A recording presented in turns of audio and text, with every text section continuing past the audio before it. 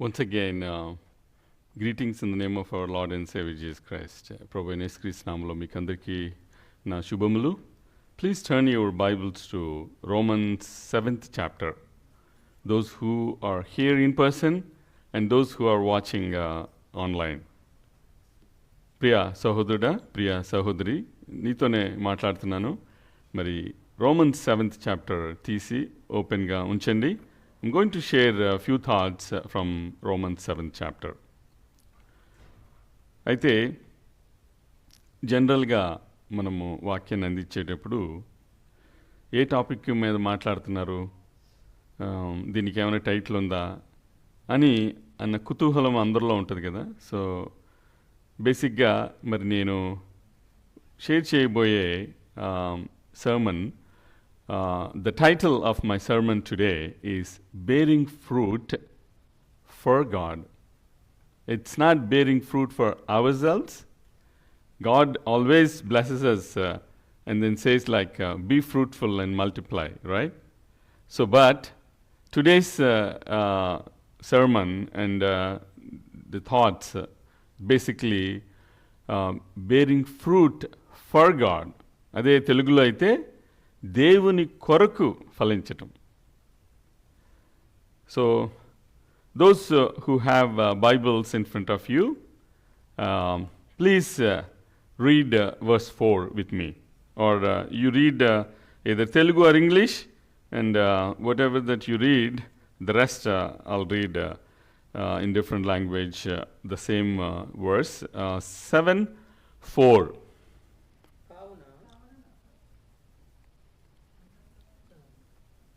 చదవండి, ఎవరో ఒకరు చదవండి.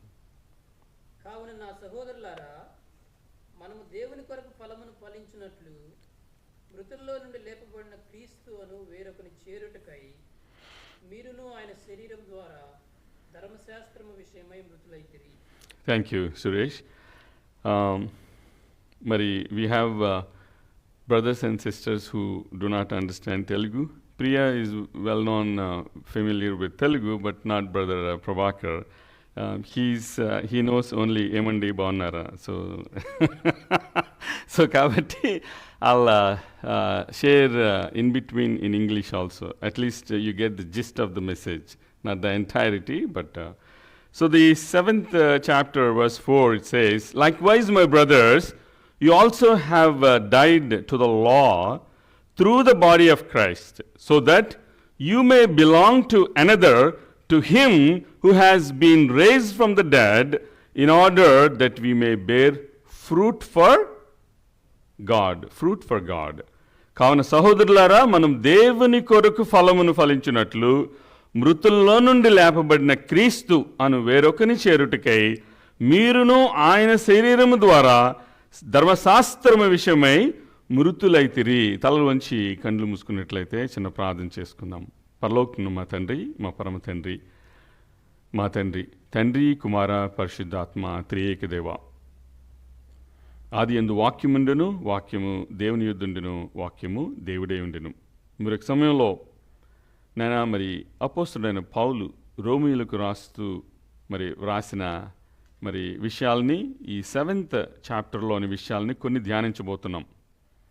ప్రభా, మాట్లాడేది నేను కాదు ప్రభా, మీరు నా నుంచి మీ మాటలు నా నోట్లో ఉంచి నా ద్వారా మీరు మాటలు పలికించండి. ఎందుకంటే నేను నా సొంత మాటలు పలకట్లేదు, కానీ పరిశుద్ధ గ్రంథము నుంచి మరి మీ యొక్క వాక్యము నుంచి నేను కొన్ని విషయాలు షేర్ చేయబోతున్నాను. కనుక మరి నన్ను మీ సిలువ చాటును మరుగుపరిచి మీ నోటి బోరగా వాక్యాన్ని వినిపింపజేయమని, అది వినువారికి ప్రేరేపణపూర్వకంగాను ఆశీర్వాదకరంగా ఉండేలాగా సహాయం చేయమని, మా హృదయ తలంపులు, నోటి మాటలు మీకు అంగీకారంలో ఉండేలాగిన సహాయం చేయమని మమ్మల్ని మిక్కిలిగా ప్రేమించిన క్రీస్తు పేరిట అతి మిక్కిలిని తోడుకొని ప్రార్థిస్తున్నా మా పరమ తండ్రి, amen. So we are going to share few thoughts. I'm going to share few thoughts, and we are going to meditate on the topic of bearing fruit for God. How can we bear fruit for God? Any general thought? Just anyone? And then I'll move on. How can we bear fruit for God?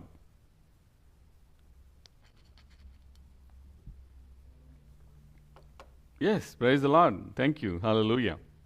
How can you bear fruit for God? By following the word of God. ఆజ్ఞాతిక్రమే పాపము, పాపం వలన జీతం మరణము. ఒకవేళ ఆజ్ఞను అతిక్రమించకపోతే నువ్వు దేవుని కొరకు డెఫినెట్గా ఫలిస్తావు కదా. So that is how we bear fruit. But that's generic, but we'll just dig through from the word of God. What is Romans saying? What is Apostle Paul wants to present to the Romans? So the 7th chapter, we just read verse 4. So bearing fruit for ourselves, what do you call that? If I bear fruit for myself, what do I call that? If you bear fruit for yourself, what do you call that? Let's be interactive. It's not a Bible study. It's not quiz. If you don't answer, I'll tell anyway. But interactive thing is it keeps us live. So otherwise, నేను ఏదైనా చెప్తున్నానంటే తేజ అలా చూస్తే ఎలా అంటాడు, నాకు interest పోద్ది. So sorry, Teja అంటే తేజ అని కాదు, మామూలుగా చెప్తున్నా. సో అట్లా ఎవరైనా, సో అట్లా ఇది మీకు అందరికీ తెలిసిన విషయమే అనుకుంటా. ఫ్రంట్ రోలో కూర్చొనే ఒక ఆయన ఎప్పుడు ఇలా వాక్యం స్టార్ట్ అవ్వగానే ఎలా తోలుతూ ఉంటాడంట. ఆ పాస్టర్కి చాలా ఇబ్బందిగా ఉండి ఒక కుర్రోడికి నీకు $5 ఇస్తాను, ఆయన పక్కనే కూర్చొని ఎప్పుడైనా ఇలా అన్నాడంటే గిచ్చే అన్నాడంట. సరే అని ఇంకా 1 month బాగా వర్కౌట్ అయింది. ఎప్పుడైనా ఫ్రెండ్ కూర్చున్నాడు ఇలా ఇలా తోలంగానే ఈయన గిచ్చుతున్నాడు, ఆయన లేచిపోతున్నాడు, బాగానే వర్కౌట్ అయింది. నెక్స్ట్ మంత్ చూసినప్పటికి మళ్ళీ తోలుతున్నాడంట. ఏంటి చర్చ్ సర్వీస్ అయిపోయినాక పాస్టర్ వచ్చి అడిగాడంటే, ఎరా నీకు $5 ఇస్తున్నాను కదా, మరి ఆయన గిచ్చలేదంటే, ఆయన గిచ్చొద్దని $10 ఇచ్చాడు సార్ అని.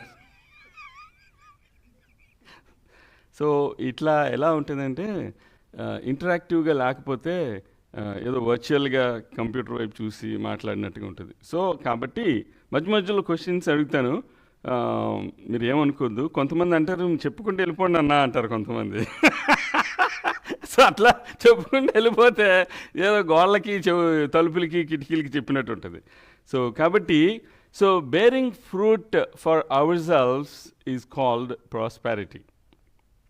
సో మనంతటా మనము ఫలిస్తున్నాము, అభివృద్ధి చెందుతున్నామంటే, ఇప్పుడు చాలామంది ప్రాస్పెరిటీ గాస్పుల్ చర్చ్లో అసలు ఎక్కడ ఖాళీలు ఉండవు. మనకంటే చాలా ఖాళీలు ఉన్నాయి, కానీ ప్రాస్పెరిటీ గాస్పుల్ చర్చ్లో ఖాళీలు ఉండవు. ఎందుకంటే దేవుడు నిన్ను దీవించుగాక, నీకు ఈ మంత్ ఎండింగ్లోనే జాబ్ వచ్చేస్తుంది, అసలు నీకు ఆధ్యాత్మికమైన ఆశీర్వాదాలతో అది ఇది అనేటప్పటికే అసలు అలాగా మనుషులు తేలిపోయి ఎంత హ్యాపీగా ఉంటుంది కదా. నువ్వు అలా కాకుండా రే నువ్వు పాపం చేసావురా, నువ్వు దరిద్రుడా, నువ్వు నరకానికి వెళ్ళిపోతావు అంటే అప్పా ఎట్లా బాబు వెళ్ళలేకపోతున్నావు అనిపిస్తుంది. సో మనకి దురద చెవులు గలవాలని ఎందుకు అన్నారంటే హాయిగా ఉండాలన్నమాట చెవికి, ఆహా ఎంత బాగుంది అన్నట్టు. అట్లా ఉంటే అసలు ఏముంటుంది చెప్పు, అందులో రివైవల్ ఏమైనా ఉంటుందా? అసలు సడన్గా దేవుడు వచ్చేస్తే వాళ్ళందరూ ఇక్కడే ఉండిపోయారనుకో, అప్పుడు పాస్టర్ని అడుగుతాడు, ఏం చెప్పావా నువ్వు అసలు వీళ్ళకి, ఏమైనా చెప్పావా? అట్లా ఉంటుంది. సో కాబట్టి ఒక్కొక్కసారి ఆశీర్వాదంతో పాటు గద్దింపు కూడా ఉండాలి. పిల్లోడిని తండ్రి అరే నువ్వేం చేసినా పర్లేదురా నాకు అనడానుకో, ఆడు బాగుపడతాడా? అసలు ఆ ప్రాడిగల్ సన్ ఏమైంది, ఎందుకు వాడు వెళ్ళిపోయాడు? వాడు లగ్జూరియస్ లైఫ్కి అలవాటు పడిపోయి ఉన్న ఆస్తిని అంతటిని తీసుకుని వెళ్ళిపోయి మొత్తం అంతా అయిపోయిన, అరే మధ్యలో ఎప్పుడు రియలైజ్ అవ్వలేదేంటి కదా, అంతా అయిపోయి పందుల తొట్టిలో ఆ ఫుడ్ తినడానికి కూడా ఆయన వెనకాడినప్పుడు అప్పుడు గుర్తొచ్చాడు అనుకుంటా తండ్రి. అంతవరకు అసలు గుర్తే రాలేదు. అంటే మనకి అన్నీ బాగానే ఉన్నప్పుడు బాగుంటుంది, ఏదైనా తేడా జరుగుతుంది అనుకో, ఈ ప్రార్థన వర్కౌట్ అవ్వట్లేదు అసలు మనకి, మనం ఎంతసేపు ప్రార్థన చేస్తున్నా మనకి ఆశీర్వాదాలు రావట్లేదు, ఏం రావట్లేదు, అసలు దేవుడు వింటున్నాడా నా ప్రార్థన?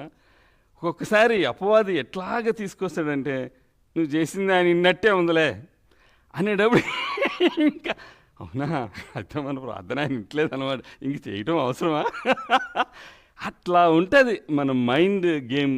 అంటే అపవాది ఎట్లాగే ట్యూన్ చేస్తాడంటే ఆఖరికి మన మైండ్ని కూడా మార్చేసేంత ట్యూన్ చేస్తాడు. సో అందుకనే ఇక్కడ ఏంటి అంటే prosperity, bearing fruit for ourselves is prosperity, మరి bearing fruit for God is spirituality. So prosperity plus spirituality, then that leads to eternity. So for example మనం రివర్స్లో వస్తే ఏదైనా సరే, ఎవరైనా సరే చూడండి, భక్తి శ్రద్ధలతోని పూజలు పునస్కారాలు చేసేవాళ్ళు మోక్షం గురించే కదా మెయిన్. వాళ్ళంతా అంతా అయిపోయిన తర్వాత తీర్థయాత్రలకు తిరగటమైనా పుణ్యక్షేత్రాలకు వెళ్ళటమైనా చేసేది చేసాం, మొత్తానికి కొంచెం పుణ్యం వస్తే మనకి మోక్షం వస్తుంది, ఇంకే చాలు అన్న దాంతోనే కదా గుళ్ళు గోపురాలు తిరిగేది. కానీ ఇప్పుడు ఇటర్నిటీ రావాలి అంటే ముందు నీకు స్పిరిచువాలిటీ రాకుండా నువ్వు ఇటర్నిటీకి వెళ్ళలేవు. స్పిరిచువాలిటీ అంటే నువ్వు ఆధ్యాత్మికంగా ఫలించకపోతే నీకు స్పిరిచువాలిటీ ఉండదు. సో ఇట్స్ బేసిక్గా మనము బేరింగ్ ఫ్రూట్ ఫర్ గాడ్ అనేది ఏ విధంగా మనం పొందుకుంటాం అనేది అపోస్తలుడైన పౌలు రోమీయులకి రాసిన పత్రికలో వివరిస్తున్నాడు. So bearing fruit for ourselves is prosperity, bearing fruit for God is spirituality which leads to eternity, right? So మరి ఇక్కడ so there is another type of bearing fruit. So ఏంటబ్బా మనం ఇప్పటివరకు ఫలించటము అని ఆలోచిస్తున్నాం. బేరింగ్ ఫ్రూట్ గురించి we are thinking and meditating about bearing fruit. There is another type of bearing fruit that Paul mentions in this chapter. So మరి ఇక్కడ అది ఏంటి అంటే మరణార్థమైన ఫలం. అబ్బా ఇదేం ఫలం రా బాబు, మనం ఏదైనా జీవార్థమైన ఫలం అంటే మనకి వినటానికి బాగుంది, కానీ మరణార్థమైన ఫలం ఏంటి? సో వినటానికే కొంచెం అంత క్వశ్చనబుల్గా అనిపిస్తుంది కదా. So can someone read verse 5? మరణార్థమైన ఫలం గురించి అపోస్తలుడైన పౌలు మాట్లాడతాడు. ఏలయనగా మనం శరీర సంబంధమై ఉండినప్పుడు మరణార్థమైన ఫలమును ఫలించుటకై ధర్మశాస్త్రము వలననైనా పాపేచ్ఛలు మన అవయవములలో కార్యసాధకులై ఉండెను. సో ఏలయనగా మనము శరీర సంబంధులమై ఉండినప్పుడు, సో శరీర సంబంధులు అవటం అంటే ఏంటంటే బేసిక్గా మనకి 3 థింగ్స్ విషయంలో మనం పడిపోతుంటాం కదా విశ్వాసులమైన మనము. ఏంటంటే శరీరాశ, నేత్రాశ, జీవపు డంబం. ఈ 3 విషయాల్లో మనం పడిపోతుంటాం. సో నేను ఎప్పుడు యూజువల్గా చెప్పేది కానీ నేను నా అంతటి నేను అనుకునేది కానీ, ఆ 3 విషయాల్లో జీవపు డంబంలో ఓకే అనిపిస్తుంది నాకు. అంటే ఐ డోంట్ నో, మీరు కదా జడ్జ్ చేయాల్సింది. అంటే నాకు బాగానే ఉంటుంది. జీవపు డంబం విషయంలో అంటే ప్రైడ్ ఆఫ్ లైఫ్ విషయంలో మేబీ కొద్ది కంట్రోల్ ఉందేమో అని నేను అనుకుంటాను. కానీ రెండిటి విషయంలో మాత్రం మనం ఎప్పుడు ఏదో ఒక విధంగా తప్పుతాం. శరీరాశ అంటే ఏంటి అంటే ఎప్పుడు రాంగ్ వేలోనే కాకుండా నా శరీరానికి కావాల్సింది ఏదైనా బాడీలీ డిజైర్స్, ఏదైనా నా శరీరానికి కావాల్సిన బాడీలీ డిజైర్స్ ఆల్ శరీరాశ. అండ్ ఏదైతే చూడకూడదో అయినా కూడా నేను చూస్తున్నాను అంటే అదేం ఆశ? నేత్రాశ. ఇప్పుడు కొన్ని తెలియక చేస్తాం, కొన్ని తెలిసి చేస్తాం. ఇప్పుడు ఏదో ఒక thing I don't want to define whatever that is that we shouldn't see but we're still seeing. దాన్ని ఏమంటారు? నేత్రాశ. అంటే మన కన్ను చూడాలనుకుంటుంది, మన మైండ్ దాన్ని కంట్రోల్ చేయాలా. కానీ మైండ్ దాన్ని కంట్రోల్ చేయకపోతే కన్ను చూస్తుంది, కన్ను చూడంగానే శరీరం కోరుకుంటుంది. సో ఇట్స్ ఎట్లా మనమేమో ఫస్ట్ మైండ్లో థాట్ వస్తుంది, ఆ థాట్ తర్వాత చూపు చూసిన తర్వాత బాడీ కావాలనుకుంటుంది. So it's all interconnected. శరీరాశ, నేత్రాశ, జీవపు డంబము. అయితే నేను ఒక జస్ట్ జనరల్ ఎగ్జాంపుల్ చెప్తాను. ఒక ఆయన, అసలు జనరల్గా మగవాళ్ళకి చపలాత్వం ఎక్కువ అంట కదా, మరి అది ఎంతవరకు నిజమో ఎంతమంది ఒప్పుకుంటారో నాకు తెలియదు. కానీ ఒక ఆయన జనరల్గా అందమైన ఆయన అమ్మాయి కనబడి చూస్తాడు. బట్ ఆయన హాస్పిటల్లో సిక్ అయి ఉన్నాడు. హాస్పిటల్లో సిక్ అయి ఉన్నాడు. కానీ అందమైన నర్స్ వచ్చింది. ఆ సిక్నెస్ లేదు, ఏం లేదు, హ్యాపీగా మాట్లాడేస్తున్నాడు. మాట్లాడుతూ సడన్గా మ్యాసివ్ హార్ట్ అటాక్ వచ్చింది, చనిపోయాడు. ఇంకా నర్సుని చూడగలరా? ఇంకా పర్లేదు, బీ ఇంటరాక్టివ్. సో చూడలేడు కదా. ఎందుకు? చనిపోయాడు కదా. అపోస్తలుడైన పౌలు దాన్నే అంటున్నాడు, మనము ఆ ఆశల్ని చంపేయాల. ఆ ఆశల్ని చంపేసినప్పుడే మనం టెంప్ట్ అవ్వం. సో అది ఈయన అనేది మరణార్థమైన ఫలం అంటే. ఇప్పుడు మనిషి ఉన్నాడు, సిక్ అయ్యాడు, అవన్నీ బయట చూసుకొచ్చి నేను ఇప్పుడు సిక్కున్నాను, ట్రీట్ అయిపోయి వెళ్ళిపోవాలి అని అనుకోకుండా అది ఆటోమేటిక్గా బాడీలో సడన్గా స్టిల్ ఆ అర్జ్, అది వాట్ ఎవర్ దట్ ఇన్స్టింక్ట్ వచ్చింది. కానీ చనిపోయినాక అది ఉందా? చనిపోయినాక he is dead he doesn't have any type of temptations. So now we'll read verse 5. Apostle Paul writing to Romans, for while we were living in the flesh, our sinful passions, aroused by the law, were at work in our members to bear fruit for death. So, 5వ వచనం, ఏలయనగా మనం శరీర సంబంధులమై ఉండినప్పుడు మరణార్థమైన ఫలమును ఫలించుటకై ధర్మశాస్త్రము వలన ఆయన పాప ఇచ్చ, పాపము ప్లస్ ఇచ్చ, అది పాపేచ్ఛ. సో మరి ధర్మశాస్త్రం వలన పాపేచ్ఛలు మన అవయవంలో కార్యసాధకములై ఉండెను. ప్రియ సహోదరుడు, ప్రియ సహోదరి, dear brothers and sisters, our own body acts against us. Do you know that? Our own body. It's not somebody else's body. My own body acts against me. So that's why even though the spirit is willing, but the flesh is weak. ఆత్మ సిద్ధమే కానీ శరీరం బలహీనం. So అంటే ఇప్పుడు ఎవడో వచ్చి నన్ను టెంప్ట్ చేస్తున్నాడంటే పోరా నువ్వు ఊరికినే శోధిస్తూ ఉంటావు అనొచ్చు. కానీ my own body is tempting me, then ఏమంటాను, పోరా అంటానికి లేదే. నేను సత్యం గొంతులో ప్రాణంత వరకు ఇదే బాడీలోనే ఉండాలి. అవునా? అపోస్తలుడు ఈవెన్ పేతురు కూడా ఏమంటాడు తెలుసా, నేను ఈ శరీరం అనే గుడారంలో ఉన్నాను, బట్ నేను వదిలేసే టైం వచ్చేసింది. సో ఇక్కడ we're in a military city, and whoever who works for military, they go for deployment. And when they go for deployment, they make a tent, and then after the mission is accomplished, then they remove the tent and then move from that place to move to different place. Same way, my soul is the main thing. So నాలో three things ఉన్నాయి, body, mind and soul. So I have three things in me.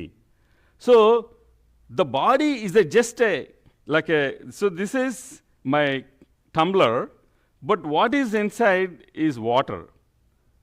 But నేను ఈ tumbler లేకుండా వాటర్ని ఎట్లా, how can I hold it? So this is a container. That means it contains whatever ఇప్పుడు నేను coffee పోస్తే ఇందులో కాఫీ ఉంటుంది, వాటర్ పోస్తే వాటర్ ఉంటుంది, ఇంకేదైనా పోస్తే అది ఇందులోనే ఉంటుంది. సో బేసిక్గా this tumbler is a holder. Same way my body is holding my spirit. So if my spirit, if my body dies, then my soul goes back to God. So basically మనకి body ఎందుకు కావాలి అంటే దేవుడిచ్చిన ఆ యొక్క ఆత్మను కాపాడటానికే. So అందుకనే ఆది కాండంలో ఏమని ఉంటుంది, నరుని యొక్క నాసికారంధ్రంలో ఆయన జీవవాయువును ఊదగా నరుడు జీవాత్మయను. సో మనము జీవాత్మ, ఆయన పరమాత్మ. సో ఆ పరమాత్మ will intercede with our జీవాత్మ. So our inner spirit will intercede with the Holy Spirit. The Holy Spirit doesn't talk to my body. The Holy Spirit doesn't talk to my brain, even though I have, not me, but the rocket scientists and then all those people who think that they're smart. But God doesn't talk to the brain, God doesn't talk to the body, but God intercedes with the soul. So that's why if I die, my soul will go back to God. So ఇక్కడ బేసిక్గా ఒకవేళ నాకు ఏదైతే bodily fleshly desires ఉన్నాయో అట్లా నేను దేవునితో పాటు సిలివేస్తాను అనుకో, then there will be no temptation కదా. అంటే మనం సిలువ వేయం కాబట్టి మనకి ఇంకా టెంప్ట్ అవుతుంటాం. అర్థమవుతుందా? So that's what apostle Paul is saying. The 5th verse. For a while we were living in the flesh, our sinful passions, aroused by the law, were at work in our members to bear fruit for death. So ఏలయనగా మనం శరీర సంబంధులమై ఉండినప్పుడు మరణార్థమైన ఫలమును ఫలించుటకై ధర్మశాస్త్రము వలన అయిన పాపేచ్ఛలు మన అవయములో కార్యసాధకములై ఉండెను. అయితే so released from the law అన్న విషయాన్ని గురించి మనము ఆలోచించినట్లయితే, so release from the bondage of evil spirits. So for example, మీకు అందరికీ తెలుసు, ఒక బైబిల్లో ఒక వచనం ఉంటుంది. ఏంటి అంటే, ఒకటి డీమన్ పొజెస్డ్ మ్యాన్ దగ్గర నుంచి ఒక ఈవిల్ స్పిరిట్ బయటకు వెళ్ళి మళ్ళా తిరిగి వచ్చేటప్పటికే మొత్తం అంతా శుభ్రంగా ఉందని చెప్పి ఏం చేస్తుంది, మళ్ళా బయటికి వెళ్ళి మళ్ళీ ఇంకొక 7 దురాత్మలు తీసుకొస్తుందట. సో వాని ప్రాచీన స్థితి కంటే కడపటి స్థితి మరీ వర్స్ట్ అవుద్ది అంటారు. అది sometimes it's hard to understand. అంటే అదేంటి, మరి మనం శుభ్రం చేసుకోవద్దా? మనం శుభ్రం చేసుకోకపోతే ఎట్లా? మరి డీమన్ పొజెస్ లాగానే ఉండాలా? వాడు someone needs to cast out the demon కదా. మరి అది after casting out the demon, if the demon goes back and then brings some more demons and then the condition will be worst. అంటే ఏంటి అంటే, ఇప్పుడు మొట్టమొదటిగా నేను ఇప్పుడు దాని గురించి మాట్లాడట్లేదు, but I will share one Sunday about particularly that topic. So ఇది ఏంటి అంటే, ఎప్పుడు అయితే మన యొక్క శరీర ఏచ్ఛలను, శరీరాశ, నేత్రాశ, జీవపడంబాన్ని సిలువేస్తామో, మనము కూడా దేవునితో పాటు సిలువ వేయబడిన వారము. ఎప్పుడైతే మనం అట్లా సిలువ వేస్తామో మనకి ఇంక టెంప్టేషన్స్ ఉండవు. అదే మరణార్థమైన ఫలం. సో మరణార్థమైన ఫలము మనం పొందుకోవాలి అంటే మనలో ఉన్న ఆశలను, కోరికలను, వాటన్నిటిని మనం ఎప్పుడైతే సిలువేస్తామో అప్పుడు మనము ఆ యొక్క ధర్మశాస్త్రం కింద మనం ఉండము. So release from the bondage of evil spirits also. If someone is possessed by evil spirit, the whole thing is controlled by that evil spirit. మరి చెవిటి, మూగ, దెయ్యంగల బాధపడుతున్న ఒక కుమారుణ్ణి తండ్రి దగ్గరికి తీసుకొచ్చినప్పుడు, తండ్రి శిష్యుల దగ్గరికి తీసుకొచ్చినప్పుడు శిష్యులు చేయలేకపోయారు. అండ్ దెన్ తర్వాత మరి ప్రభువైన యేసుక్రీస్తు దగ్గరికి తీసుకొచ్చినప్పుడు, మీ శిష్యులు చేయలేకపోయారయ్యా, నువ్వు చేస్తావని తెచ్చావని అన్న బాను, ఏమైనా నీ వల్ల అయితే నువ్వు చెయ్యంటే, అప్పుడు అంటున్నాడు దేవుడు, నమ్ముటే నీ వల్ల అయితే నమ్మువానికి సమస్తము సాధ్యమే. అసలు నేను చేస్తానో లేదో పక్కన పెట్టాయా బాబు, అసలు నీకు నమ్మకం ఉందా? Who is he talking to? He is talking to Lord Jesus Christ, right? The triune God, the Father, Son and the Holy Spirit, and he is one of the form in the Trinity. మరి త్రియేక దేవునిలో ఒక రూపమైన ప్రభువైన యేసుక్రీస్తుతో అక్కడ మాట్లాడుతూ, ఏమైనా నీ వలనైతే నువ్వు చేయన్నప్పుడు అప్పుడు దేవుడు అన్నాడు, నమ్ముటి నీ వల్ల అయితే నమ్మువానికి సమస్తం సాధ్యమే. So అట్స్ basic thing. మరి అక్కడ ఈ కుర్రవాడికి ఎంతకాలం నుంచిందంటే, చిన్నప్పటి నుంచి ఎప్పుడు వాడి మీద పడిన నురుగు కాచుకొని కింద పడి గిలగిలా కొట్టేసుకుంటాడు. అంటే ఏంటంటే, the whole body is control by evil స్పిరిటా? అంటే ఇన్ని ఆర్గన్స్ ఉన్నాయి, ఇన్ని వైటల్ థింగ్స్ ఉన్నాయి, అవేమీ కంట్రోల్ చేయట్లేదు. కానీ ఒక ఈవిల్ స్పిరిట్ ద ఎంటైర్ బాడీని కంట్రోల్ చేసి నురక్కాచి కింద పడిపోయి కొట్టేసుకొని, అంటే అంత పవర్ఫుల్ ఒక బాడీని అంతటిని, హోల్ పర్సన్ కంట్రోల్ చేయగలే ఈవిల్ స్పిరిట్స్ ఉంటాయి. కొన్ని సింపుల్గా ఉంటాయి, ఒక చిన్న ప్రార్థనగానే ఐ రెబ్యూక్ ది డెవిల్ అనగానే వెళ్ళిపోయేలాంటి చిన్న చిన్నవి ఉంటాయి. ఎంతలాగా 3 శిష్యులు కలిసి వచ్చి ప్రార్థన చేసినా కూడా పోవని అపవిత్రాత్మలు ఉంటాయి. అలాంటప్పుడు వాళ్ళు జీసస్ క్రైస్ట్ ఏకాంతంగా ఉన్నప్పుడు, దేవా మేము ఎందుకు చేయలేకపోయాం అన్నప్పుడు, ఇలాంటివి ఉపవాసంతోనూ ప్రార్థనతోనూ కానీ వదిలిపోవు అని చెప్పి దేవుడు చెప్తాడు. అంటే ఒక ఈవిల్ స్పిరిట్ ద ఎంటైర్ బాడీనే కంట్రోల్ చేసేస్తుంది. సో ఇక్కడ అందుకనే, so we have to be released from the law because we are not under the law anymore, we are under the grace, right? ఎందుకంటే పాత నిబంధన ప్రభువైన యేసుక్రీస్తు ఆ పరలోక వైభవాన్ని వదిలి రిక్తుడిగా రాకుండా ఉన్నంత వరకు we were under the law. But ప్రభువైన యేసుక్రీస్తు లోకానికి వచ్చి నీకోసం నా కోసం శిలువ మరణం పొంది వాగ్దానాలు నెరవేరినట్లుగా 3వ రోజు పునరుత్థానుడై మరి తండ్రి కుడిపార్శ్వానికి వచ్చే నీ కోసం నా కోసం విజ్ఞాపనం చేస్తున్నప్పుడు నువ్వు ఇంకా ధర్మశాస్త్రం కింద ఉన్నావా? నీవు నేను ధర్మశాస్త్రం కింద లేము. So we are under a new covenant with the Lord Jesus Christ.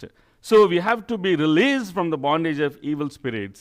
So, like there are different types of infections. Parasite ద్వారా వచ్చేదాన్ని, బ్యాక్టీరియా ద్వారా వచ్చేదాన్ని బ్యాక్టీరియల్ ఇన్ఫెక్షన్ అంటాం. ఫర్ ఎగ్జాంపుల్ మనకి హూపింగ్ కాఫ్ అంటారు, కోరింత దగ్గు. అది కొరైనీ బ్యాక్టీరియం డిఫ్తీరియే అన్న bacteria will cause that condition. Whooping cough, WHOOPING, whooping cough.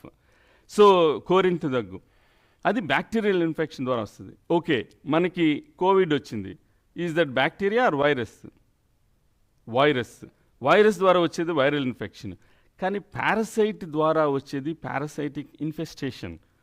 మనకి లోపల కొంతమంది పరాన్నజీవులు పారసైట్స్ ఉన్నప్పుడు నువ్వు ఎంత తిన్నా కూడా బక్కగా ఉంటారు కొంతమంది. అరే వీడు తింటుందంతా ఎక్కడికి వెళ్తుంది అనిపిస్తుంది. ఉక్కి పీసులాగా ఉన్నాడు, అసలు తింటున్నాడు, ఇంతలాగా కుంభాలు తింటున్నాడు, బట్ అయినా ఉక్కి పీసులాగా ఉన్నాడు. అది ఎంత పారసైటిక్ ఇన్ఫెస్టేషన్ వలన whatever that is he's eating, it is going because towards the parasite. The parasite is eating and he's weak. So the same way మనకి లోపల ఈవిల్ స్పిరిట్స్ ఉంటే, and that is what happens whatever that you do, but end result you will be controlled by the evil spirit. So ikkada mari basic ga enti ante mari ee parasitic infestation kind of you can compare with demon possession. If you are demon possessed, you are almost like you have a parasite. Ante it's not same, I'm just comparing analogy, I'm using an analogy. So when you have that parasitic infestation, how the parasite is eating whatever that you are eating, the nutrition nu daniki poshistunnadu. Same way when you are, I'm not saying that you are all evil possessed, I'm not saying that you are demon possessed, I'm just giving an example. When you are demon possessed, then you will be controlled by the demon, not you. So it's basically so you will be held captive, దాని కంట్రోల్లో ఉంటావు. And then so is there anything that held you captive? Priya sahodara, Priya sahodari, is anything like are you a workaholic? That's good, మంచిదే. కానీ నువ్వు వర్క్ని దేవుని కంటే పైన పెడితే that's not good. Okay, you want to earn money and you want to be a billionaire, that's good. But if you put that earning money above God, it's not good.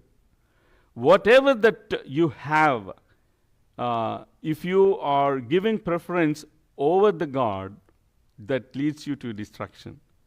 Whatever that you put above, so if this is God, like you have to give first preference to God. But this academic growth is becoming over on top of God, and you are focusing only your career growth, only going up to the ladder, only become like a leadership person, but you are not giving any preference to God. It's not good. So, but that's basically ఏమి నువ్వు దేవుని కంటే ఎక్కువ ప్రాధాన్యత ఇస్తున్నావో, that becomes your God. So you and I think that we are not doing idol worship, but that becomes your idol.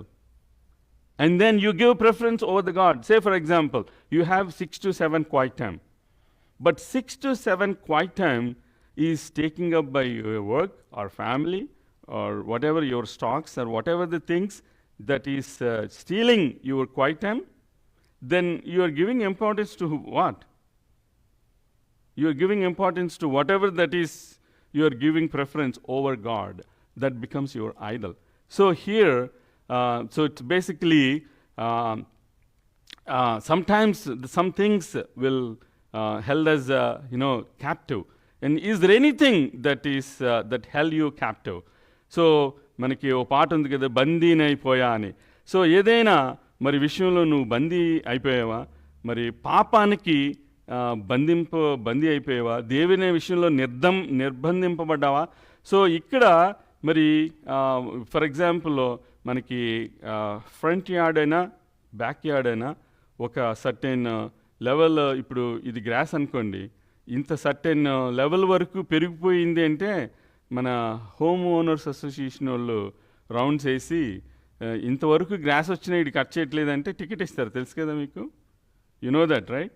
So the same way మన మన things ఇప్పుడు trash కూడా, ఇగో మనకి ఫ్రైడే ట్రాష్, మాకు ఫ్రైడే ఉండేది ట్రాష్ పికప్, ట్యూస్డే రీసైకిల్ ఉండేది.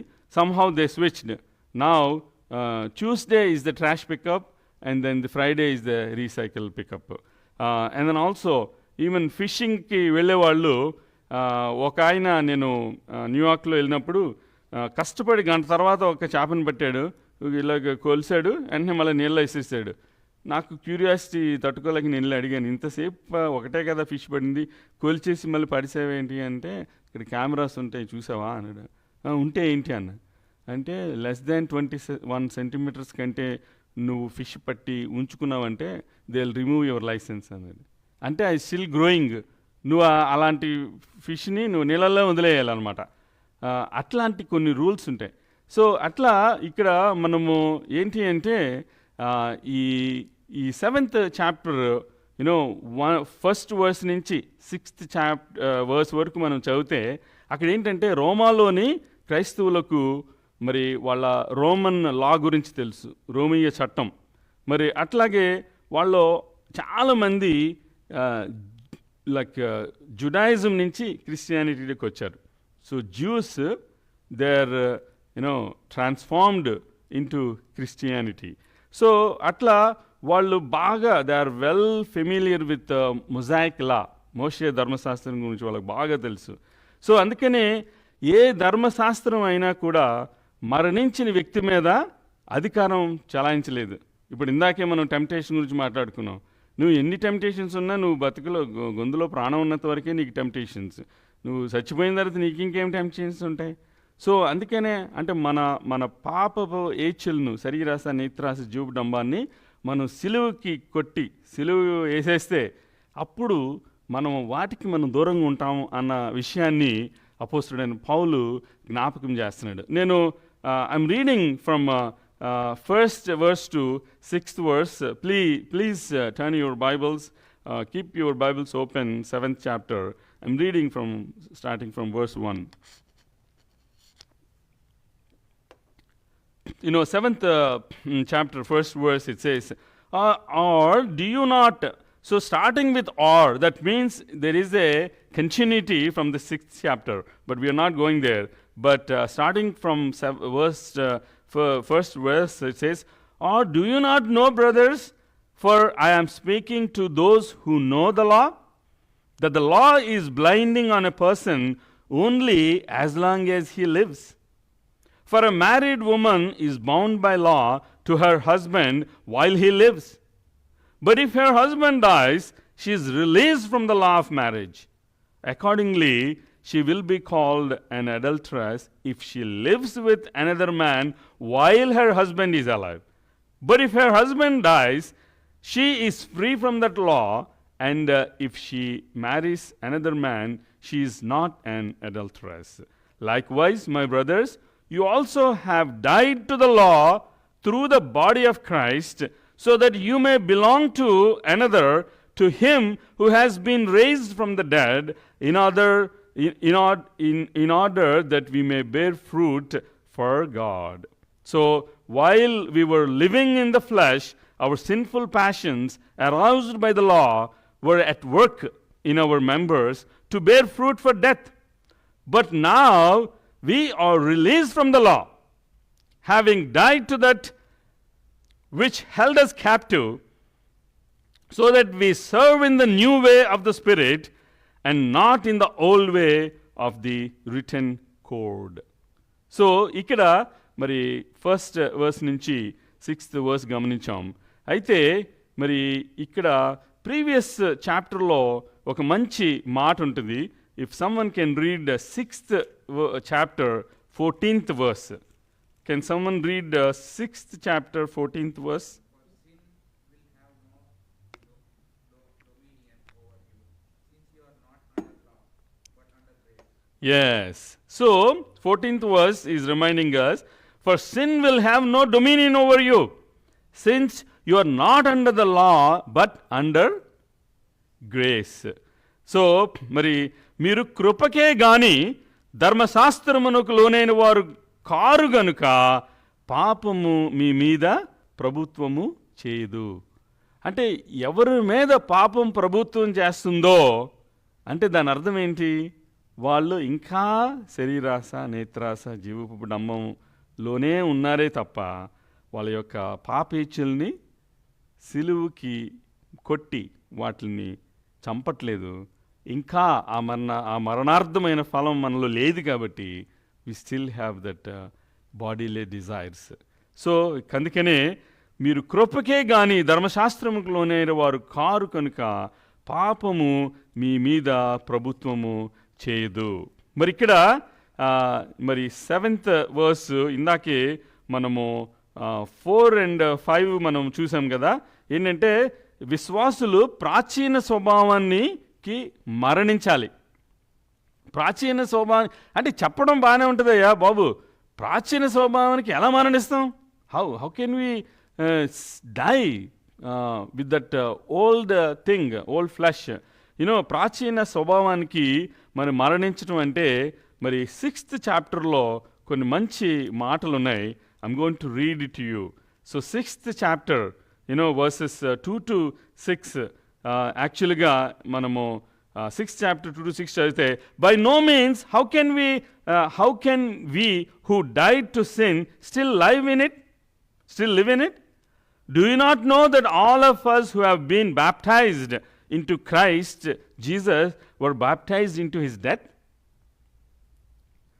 We were buried therefore with him by baptism into death, in order that just as Christ was released from the dead by the glory of the Father, we too might walk in newness of life. For we have been united with him in a death like this, we shall certainly be united with him in a resurrection like this. We know that our old self was crucified with him in order that the body of sin might be brought to nothing, so that we would no longer be enslaved to sin. So మనకి ఇవన్నీ తెలిసిన వాక్యాలే అవ్వచ్చు, కానీ మరలా దేవుని యొక్క వాక్యం ద్వారా మరి ఏదో మీరు చదువుతున్నప్పుడైనా ఒక దైవజనుడు ఎవరైనా దాన్ని మరలా మీకు రిమైండ్ చేస్తున్నా, you and I have to think that it's a reminder. ఓ దేవుడు మరలా నాకు జ్ఞాపకం చేస్తున్నాడు. ఇప్పుడు ఆ వచనం నేను కంటత పెట్టేసానే, నాకు వచ్చు కదా. ఓకే, నీకొచ్చు, but are you following? So the same way, yes I have memorised it, but I have to question myself, am I following it? So yes, I have recited so many times, but are you like దైనందిన జీవితంలో నువ్వు దాన్ని పాటిస్తున్నావా? Are you doing, are you applying whatever that you learned? Are you applying in your daily life? That's the question, right? It's not the information, but it is the implementation. So it's not that how much you know. So ఇప్పుడు దేవుని యొక్క రాకడలు వచ్చేటప్పటికే మనం మొత్తం Bible అంతటిని అసలు మన కొంతమంది ప్రార్థన చేసేటప్పుడు కూడా వచనాలని అన్నీ వల్లివేస్తూ ఉంటారు కదా. అయితే ఎంత ప్రార్థన చేసామన్న దానికంటే ఎంత ప్రాక్టీస్ చేస్తున్నాం అన్నది ముఖ్యం. సో దేవుడు వచ్చినప్పుడు ఏంటి 119వ కీర్తనలో అన్ని వచనాలు బట్టి కొట్టావా, నాకు ఒకసారి చెప్పు అంటాడు దేవుడు. నువ్వు ఎంతవరకు పాటిస్తున్నావు, అసలు ఎంతవరకు పాటించావు? So same thing, it's a double-edged sword. Whatever that I am speaking to you is speaking to me as well. So it's a double-edged sword. So it's basically మనము మరి ఈ 7th verse 4 to 5లో ప్రాచీన స్వభావాన్ని వదిలి ఎప్పుడైతే మనం నవీన స్వభావాన్ని మనం ధరించుకుంటామో, సో దేవుని కొరకు ఫలాన్ని ఫలించగలం. ఎప్పుడైతే ప్రాచీన స్వభావాన్ని వదిలిపెట్టి నవీన స్వభావాన్ని ధరించుకొని, ఇప్పుడు ఫర్ ఎగ్జాంపుల్ నేను ఈ బ్రౌన్ కలర్ షర్ట్ వేసుకున్నాను, ఎవ్రీ సండే ఇదే షర్ట్ వేసుకున్నాను అనుకో, నీకు వేరే షర్ట్ లేవా, ఇదేనా వేసుకుంటావు అనుకుంటారు. అంటే నేను ఇంకొక షర్ట్ మార్చాను అనుకో, ఓహో నీకు ఇంకో షర్ట్ కూడా ఉందన్నమాట. So basically the same way how we change our shirt, so మనం ఓల్డ్ సెల్ఫ్ని తీసి పక్కన పెట్టి పడేసి గేట్ అవతల ఇసిరేసి మనం ఫ్రెష్గా వైట్ షర్ట్ వేసుకున్నట్టుగా చక్కగా ఉన్నామనుకో, then it's basically that shows the newness. So ప్రాచీన స్వభావాన్ని వదిలిపెట్టి ఇప్పుడు మనం ఇంత మాట్లాడుతున్నాం, నేను ఇంత మాట్లాడుతున్నాను, మీరు ఇంత వింటున్నారు. బయటికి వెళ్ళంగానే ఇదంతా ఏదో చెప్పాడులే కానీ మన లైఫ్ మందే అంటే అసలు ఏమైనా ఉపయోగం ఉందా? నేను ఇంత కంఠశ్వాస అట్లా అని నేను మీకు ఇంత చెప్పి నేను డిఫరెంట్ యాంగిల్లో మీకు కనబడ్డాను అనుకో, బా అంత చెప్పాడు చూసావా ఎలా ఉన్నా. అదే మెయిన్, మనం ఎంత చెప్పామని కాదు, ఎంత జీవిస్తున్నాం దాంట్లో అన్నది మెయిన్. ఎంత చెప్పామని కాదు, ఎంత పాటిస్తున్నాం అన్నది. సో ఇట్స్ బేసిక్గా అందుకనే మన యొక్క ప్రాచీన స్వభావాన్ని వదిలిపెట్టి నవీన స్వభావాన్ని ఎప్పుడైతే మనం ధరించుకుంటామో దేవుని కొరకు మనం ఫలాన్ని ఫలించగలుగుతాం. ఈ 4 to 5లో సో మన ఇందాక చదివినట్టు ఏముంది, ముగిస్తున్నాను. కావున నా సహోదరులారా, మనం దేవుని కొరకు ఫలమును ఫలించినట్లు మృతుల్లో నుండి లేపబడిన క్రీస్తు అను వేరొకని చేరుటికే మీరు ఆయన శరీరము ద్వారా ధర్మశాస్త్రం విషయమై మృతులైతిరి. ఏలయనగా మనం శరీర సంబంధులమై ఉండినప్పుడు మరణార్థమైన ఫలమును ఫలించుటికే ధర్మశాస్త్రం వలనైన పాపేచ్ఛలు మన అవయవంలో కార్యసాధకములై ఉండెను. ఇప్పుడైతే దేని చేత నిర్బంధించబడితిమో దాని విషయమై చనిపోయిన వారమై ధర్మశాస్త్రము నుండి విడుదల పొందితిమి గనుక మనము అక్షరానుసారమైన ప్రాచీన స్థితి గలవారము కాక ఆత్మానుసారమైన నవీన స్థితి గలవారమై సేవ చేయుచున్నాము అని అపోస్తలుడైన పౌలు రోమీలకు జ్ఞాపకం చేస్తున్నాడు. సో ముగించే ముందు, can someone turn your Bibles to Galatians and chapter 3. Can someone read verses 13 to 14? Galatians 3, 13 to 14.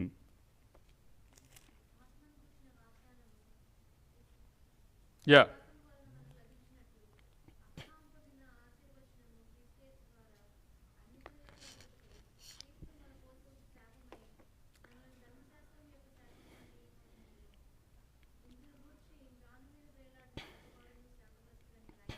Yes.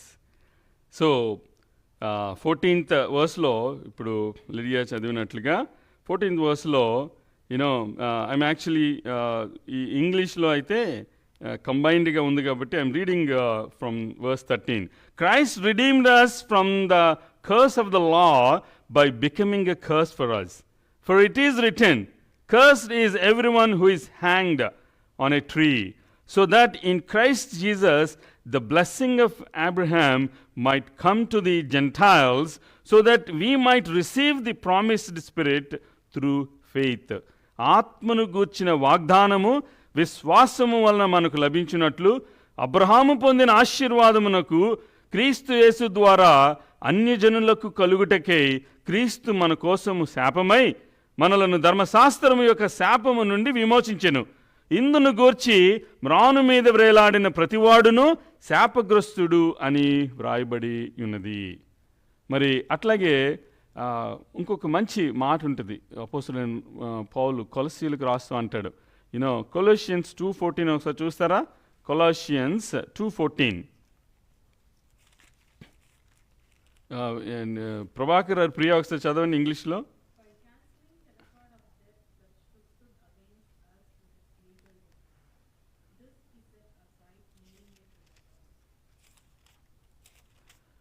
Colossians 2:14, right?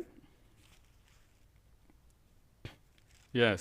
So Colossians 2:14, by cancelling the record of debt that stood against us with its legal demands, this he set aside, nailing it to the cross. He disarmed the rulers and the authorities and put them to open shame by triumphing over them in him.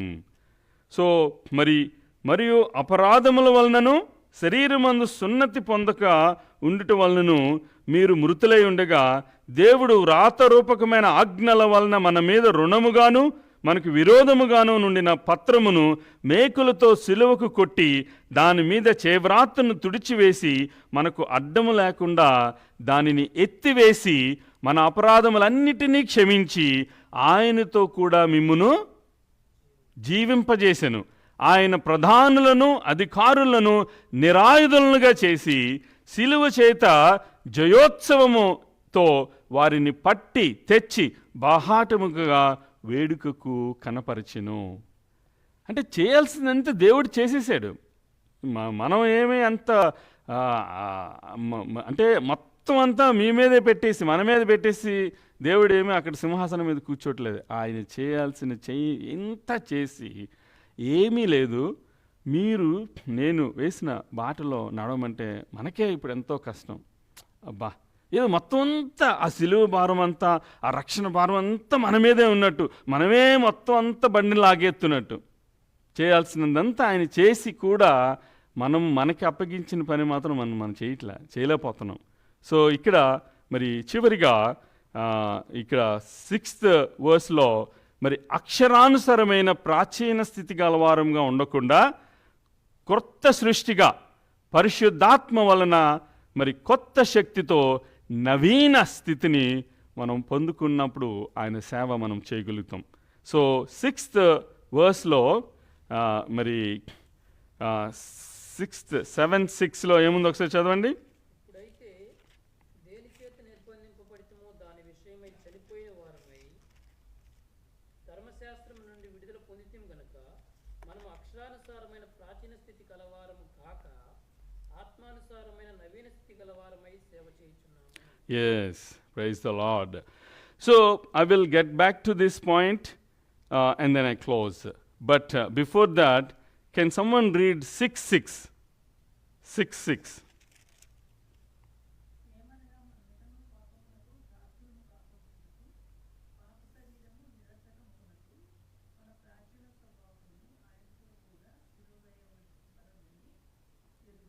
Yes. So 6th verse lo, we know that our old self was crucified with him in order that the body of sin might be brought to nothing, so that we would no longer be enslaved to sin.